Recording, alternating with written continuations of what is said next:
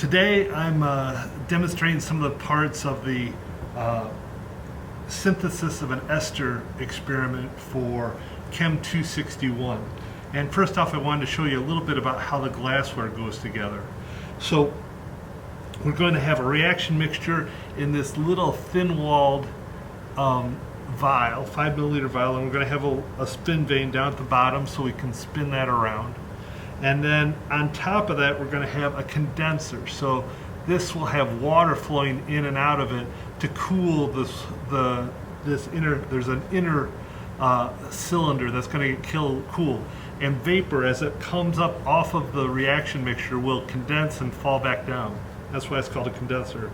And so I don't want to have any vapor leaking out in between the vial and the condenser, so I'm going to put on a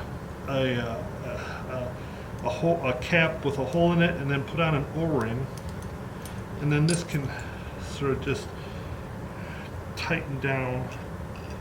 Whoops, it's a little crooked.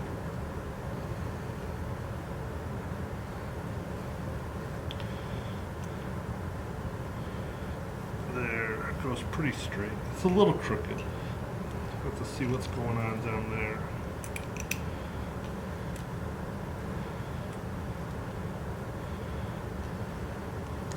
Yeah, it's still. I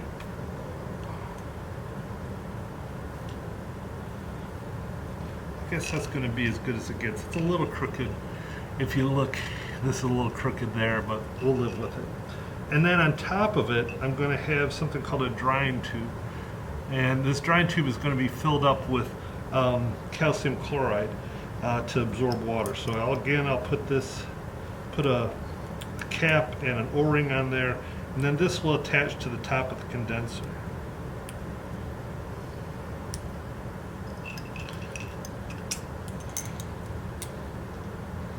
So like this. So if you can see right now, we have the vial and a cap, the condenser and a cap, then this tube. It's called what I keep calling the drying tube. So the way the drying tube works is you take a little bit of cotton, and stuff it into one end of the tube. So I've got cotton stopping up one end of the tube, and this will be kind of messy. I'll try to.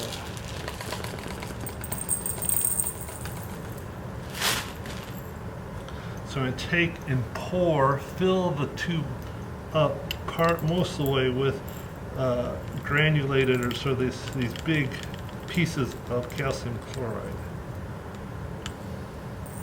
So like that. So I filled up the tube mostly with calcium chloride through here. And now I'm going to let me sit down for a second, I'm going to pull off another little piece of cotton. Oops. And put it in here and push it down. So if you can see now, I've filled up the tube with calcium chloride here, and that can absorb water that is produced by the reaction mixture as it goes along. Alright, so I need to take this apart, and this will all be this will all be on a hot plate and with an aluminum block. I'll go through the hold part right about there. So this will set in there, and then this on top. Oops, excuse me, that on top, and then on very top this. Oh, I can't quite see it, I'm sorry. But you sort of see it goes together like that. So next off, I need to put my reaction mixture of acetic acid and isopenyl alcohol and a little bit of base, or a little bit of acid for catalyst. So I'll do that. I'm measuring. I need to tear the 5 milliliter thin walled vial that the reaction is going to be done in. Or I should say, I need to get a tare weight so that I can know exactly how much isopenyl alcohol I add in, or isoamyl alcohol, I forget the name. So I've turned on the balance. It's at 0. Now I'm going to put in a beaker containing the thin-walled vial, and then you need to write down this mass.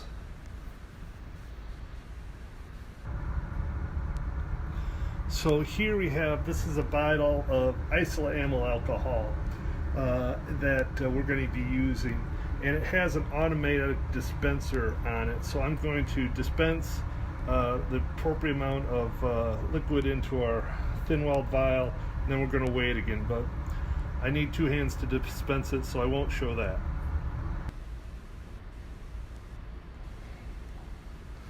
We're back weighing the isoamyl alcohol. If you can see in this, whoops, there I've dispensed it into the little container. Now we just have to measure this again. We want 1.02 grams, but we'll just figure out what we got. Or 1.20 grams. So yeah, I forget which it is, but we've got just a little bit more than 1 gram, so that'll be fine. I'm sorry if you can see that. There we are. Finishing off the reaction mixture. So in here right now I have the isoamyl alcohol. I need to add some acetic acid, concentrated acetic acid. I'm going to use this automatic pipetter to do that.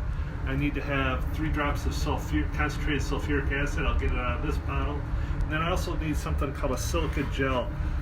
This stuff, and this is a solid that will absorb water in the reaction mixture and help it proceed in the right direction to the ester. And I'll just use about a spatula of this.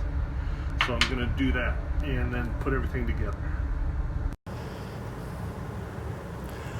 All right, so this is the experimental setup we got here. It's been heating for about 15 minutes, and right now the block temperature is about 90 degrees Celsius, and I can see inside the vial that it's bubbling away. So we have water coming in through the bottom here, coming from over there. It comes through the bottom, fills it up, and then drains through the top, and then this goes to a drain in the sink in the middle of the bench. And so I think it's working pretty good. It looks like it's working fine. Let me see, I'll come over here and we'll try to show you. If we look down into the file, see if it'll get it to, there we go. You can see it's kind of bubbling away nicely. And there's droplets falling down. You can see the condensation just above the black cap. I'd like it to be coming higher up into the condenser, just to indicate sort of more vigorous reaction was going on. Over here you can I'm sorry, I'll come back a little bit, let it focus. You can sort of see there we got one line is hooked up to the sink, and it's filling up the condenser, and then the other line's draining out the water. So everything's going pretty good. It's been going about 15 minutes. I think it's, vigorously producing compounds right now, so I'll let it go for about another hour.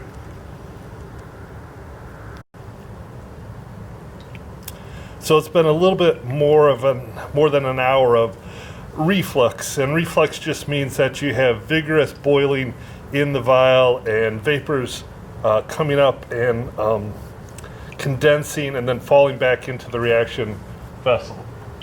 You can see here the cooling is very effective, but you can sort of see, like right in here, you have right about there, you can see sort of droplets forming and falling back down. And that's a good indication that we've had really sort of effective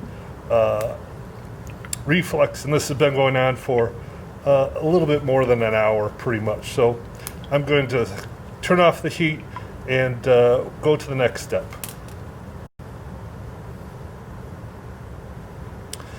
Here's the reaction mixture after it's cooled down a little bit. You can see that the the mixture is discolored a little bit. It was sort of a clear, and now we get a little bit of a brown color to it. I'm not sure what causes that. Well, we do have these silica beads that act as a desiccant. They're sort of, let me see if we can get those. There's a little bit of this stuff in there, so that might be causing the problem. But also it just might be the molecules kind of oxidizing a little bit as they're heated up.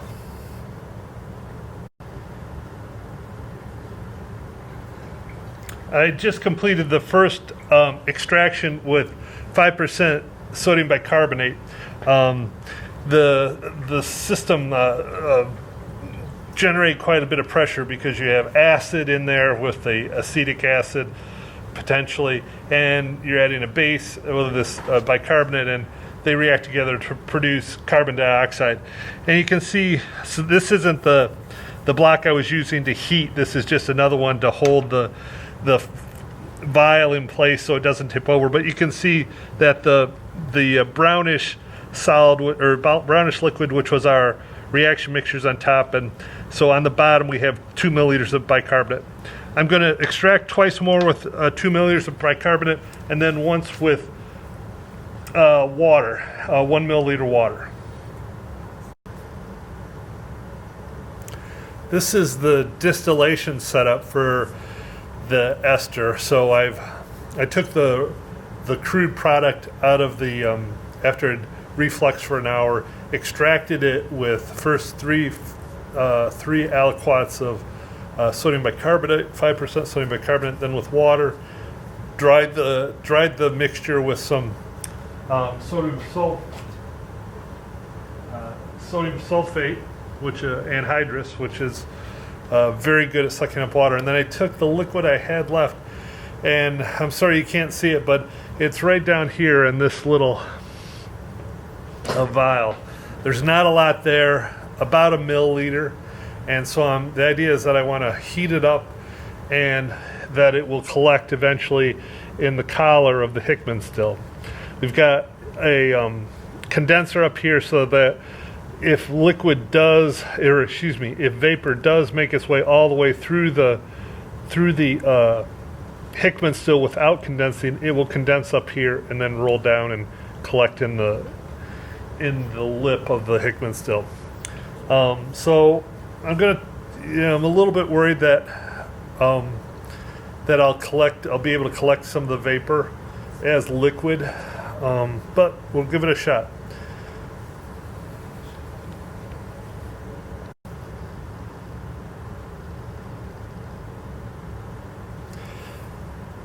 Here's the distillation setup after it's been distilled for about an hour. Yeah, just about exactly an hour. So I took it out and sort of tilted it like this to try to help any liquid purified ester collect down here in the ring, in the donut, so that it'll be easier to get out and get as much out. I'm not sure if you can see, there is not a lot there, but there is some. I'd say maybe 0.1, 0.2 milliliters. I think I went in with a little less than a milliliter, so may have lost quite a bit. It had the condensers on. It doesn't feel warm. This part does feel a little bit warm, but that's okay. There is a little bit of liquid left in the bottom of the vial, but I think that was, I'm not sure that's the ester. I watched that little amount down there over the course of about the last 10 to 15 minutes. It hasn't been getting smaller. So I'm thinking that maybe that's a higher boiling point impurity that I don't want in, or that we don't want in the final product. One encouraging thing is the liquid up here is very clear, whereas the reaction mixture had been kind of tannish colored, and even after, and I say maybe not even after, but after the extractions with bicarbonate with water, it was still kind of a light brown color. So we've done some some purification because our product up here is no longer brown. It's clear. So I'm going to let this cool down, or try to let as much of the ester sort of gather down in this part of the still so that I can take it and put it into, I got a little vial here. Whoops, let me see. Yep, little vial. I'm going to put that in there, weigh it, and then do some NMR, IR, maybe I'm supposed to also do a boiling point. And I think there'll be enough for all those. The IR might be a little bit tough. That takes the most.